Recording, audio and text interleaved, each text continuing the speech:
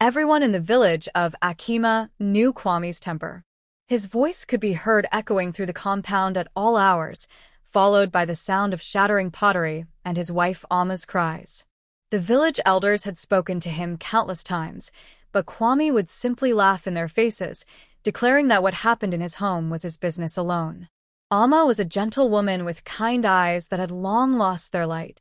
She tended her small garden, sold vegetables at the market, and raised their 3 children with a strength that amazed the other women. Her arms often bore bruises she tried to hide beneath long sleeves, even in the scorching heat. When asked, she would smile weakly and change the subject. Kwame worked as a palm wine tapper, but he spent more time drinking his own product than selling it. He would stumble home in the evenings, his eyes red and mean, looking for any excuse to unleash his anger. The yams weren't cooked properly. Ama had spoken to another man at the market. The children were too loud. It didn't matter. He always found a reason to get violent.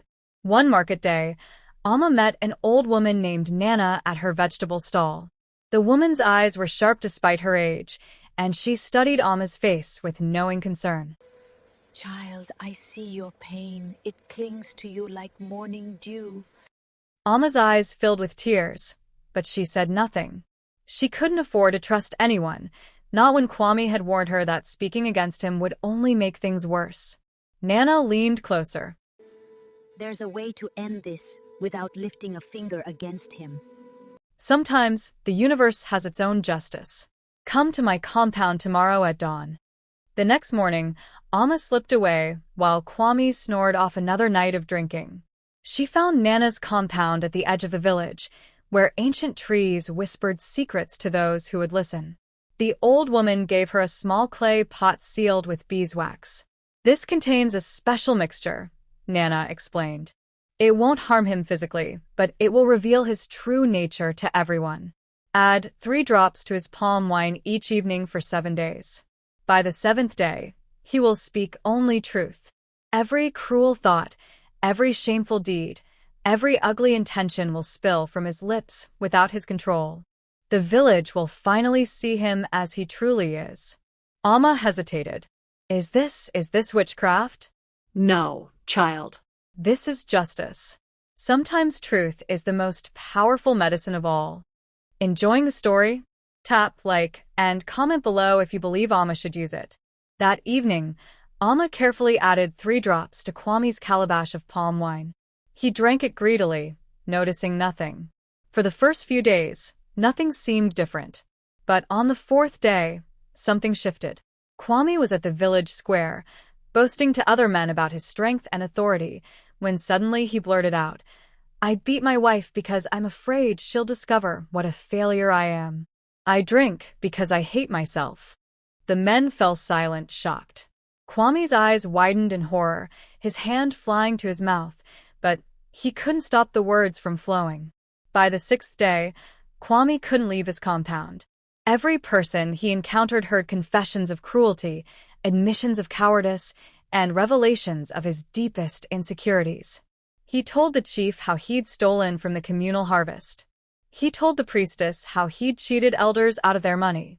He told his own children how he blamed them for trapping him in a life he never wanted. On the 7th day, the entire village gathered outside Kwame's compound. They had heard enough fragments of truth to demand answers. The chief called for Kwame to come forward. Kwame emerged, his face haggard and desperate. He tried to stay silent, but the words erupted from him like a broken dam. He confessed to everything, every blow he'd struck Ama, every time he'd humiliated her in public, every night he'd made his children cower in fear. He spoke of his jealousy of her strength, his resentment that she was more respected in the village than he ever could be. "I am a coward," he finally said, tears streaming down his face. "I am a man who feels powerful only when making someone weaker feel small. I am everything I despise." The silence that followed was deafening. The chief spoke, his voice heavy with disappointment. "Kwame, you have shamed yourself and this village. We gave you chances to change, but you mocked our mercy. Now your own mouth has pronounced judgment upon you." The elders decided Kwame would be banished from Akima for 1 year. He would work on the cocoa farms in a distant village, and every penny he earned would be sent back to Amma and the children. He would be allowed to return only if he could prove he'd learned to respect others and control his anger. As Kwame gathered his few belongings, Amma watched from her doorway. She felt no joy in his humiliation, but for the first time in years, she felt peace. Her children stood beside her, no longer flinching or scared. Nana appeared at her side, placing a gentle hand on her shoulder. Truth is a powerful weapon, child. More powerful than any fist. Amma nodded, watching Kwame's retreating figure disappear down the dusty road. The village women began gathering around her, offering support, sharing their own stories, creating a circle of protection that should have existed all along. The next morning, Amma's garden seemed to bloom brighter than ever before. She worked the soil with her children laughing nearby, their voices no longer hushed in fear. The bruises would fade, and so would the memories of pain, but the lesson would remain. In the end, a man who lives by cruelty will be undone by truth. And in Akima, they still tell the story of how Kwame the palm wine tapper learned that justice has a way of finding those who think themselves above it, and that sometimes the greatest punishment is simply being forced to face who you really are. If you enjoyed this story, please like and subscribe. Expect more timeless African stories every week.